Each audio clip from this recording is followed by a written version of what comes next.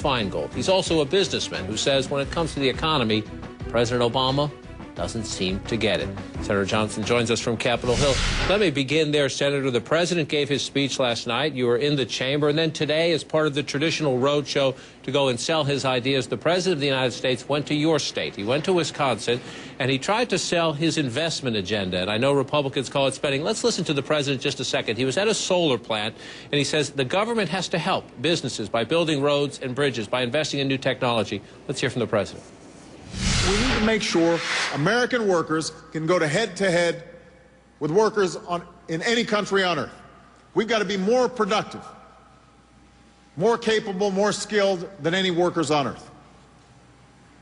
It means making sure our infrastructure can meet the demands of the 21st century, rebuilding our crumbling roads and bridges, connecting America and the American people with high-speed rail and internet.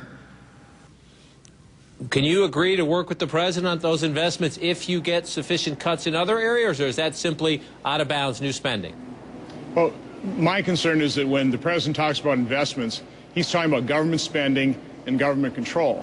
And obviously, I'm from the private sector. I've been running a manufacturing business for 31 years, and by and large, I do it on my own.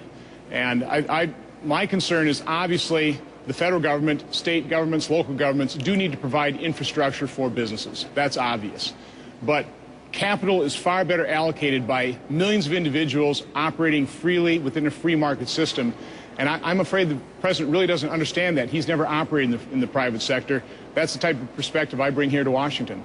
But based on what he said last night, do you think you could sit down with him and talk about targeted investments? And I'll ask the question in this context. You say you just ran a manufacturing business, and you did. Before you were in charge of that business, the business did benefit from some of the things the president seems to be talking about. There was a $75,000 federal grant to help build a rail link, essentially, and then to help build a factory. That was government assistance from both the city and some federal money involved that helped that business sell its products, ship its products. So it's not totally a bad thing, is it?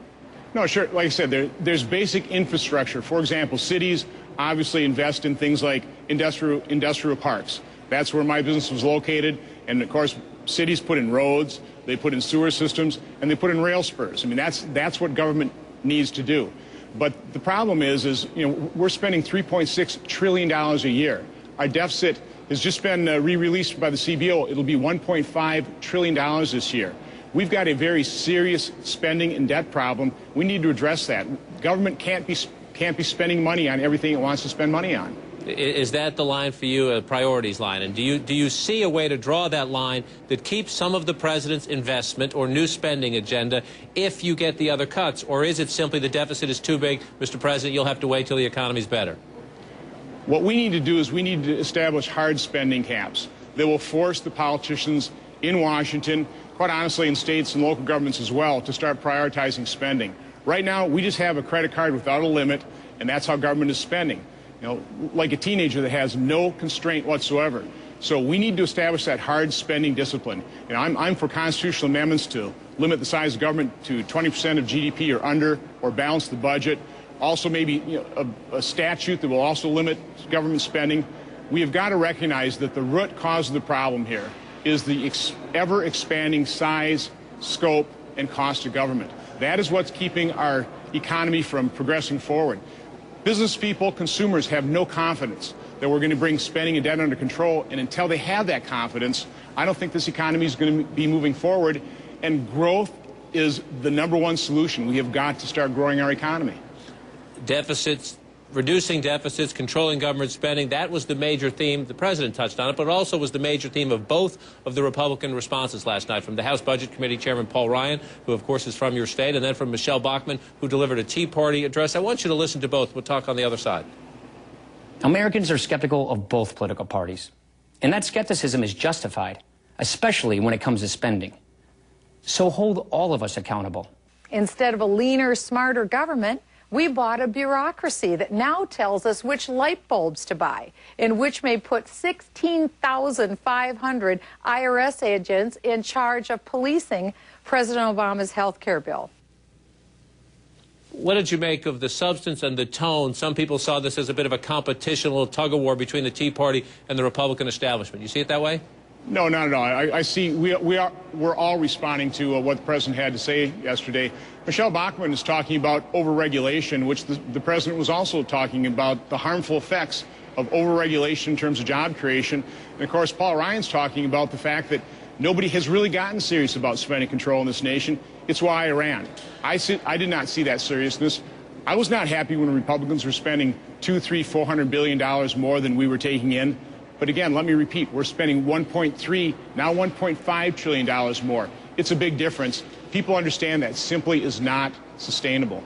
We can see it on the House side. There are some tensions, and some of it's not so bad, and some of it is a little bit more tense between some of the new Tea Party guys and the establishment. A lot of the Tea Party guys think even the Republican leadership will be a little bit too timid in going forward with these cuts. There was a lot of talk that, Leader McConnell on the Senate side would have a hard time with all the several new Tea Party members like yourself. Do you see him is he as committed as you are to pushing as hard as possible for cuts? I'm new here, but I tell you, all I've been really hearing about since I've been here is how do we control spending and debt. People understand we've got a very serious problem. The Debt Commission, I think their report was that we had better cut, real cuts, $3.9 trillion over the next 10 years, or we're going to be suffering very serious consequences. So all I can tell you is that's all that anybody's talking about here in Washington on the Republican side. And does Ron Johnson have a number, a firm number that has to be attached to any legislation increasing the debt ceiling in terms of the size of the package of the cuts? My preference is really getting that structural reform to put on that hard spending cap, the straitjacket on all of us to force a prioritization. That's what I'd like to go after. Senator Ron Johnson, new Republican senator from the state of Wisconsin. Sir, appreciate your time. Thanks for having me on. In Houston today, doctors upgraded the condition of Congresswoman